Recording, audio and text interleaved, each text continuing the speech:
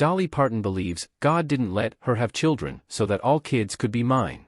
The Jolene singer, 77, also admitted she doesn't regret her cosmetic procedures. If something is bagging, sagging, or dragging, I'll tuck it, suck it, or pluck it. Dolly Parton says she doesn't regret not becoming a mother. I haven't missed it like I thought I might, the country legend, 77, told Saga magazine for its January issue.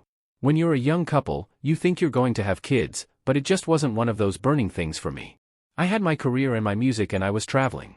Parton added that she'd be concerned about raising a child today, given the current state of the world. If I'd had kids, I'd have stayed home with them, I'm sure, and worried myself to death about them, she explained.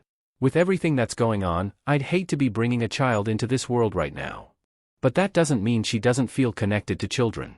Along with her great-nieces and great-nephews for whom she plays Granny Claus in a Santa suit each Christmas, the Jolene singer has also gifted more than 220 million books to children around the world through her Imagination Library initiative launched in 1995.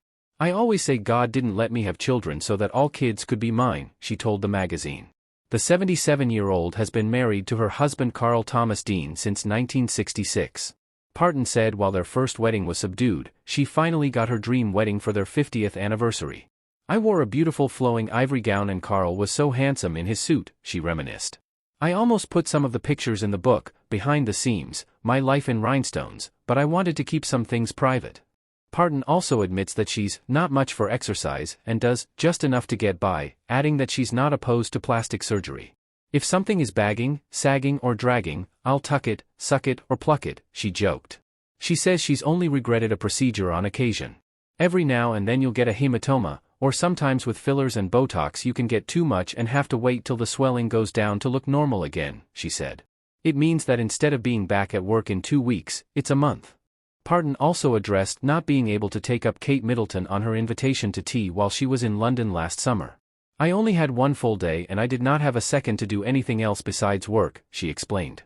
But make sure people know I didn't turn the invitation down. I was honored and flattered that she even asked me. The Rock and Roll Hall of Fame inductee noted that both she and the Princess of Wales love children. So maybe that's what we can talk about when we do have tea, she suggested. I think she's adorable and I hope someday to be able to sit down and have a good conversation with her. Parton did meet the late Queen Elizabeth II in 1977 at the Royal Variety performance. Oh, I was real happy to meet her, she said, but I was so afraid I was going to make a mistake curtsying or saying the wrong thing.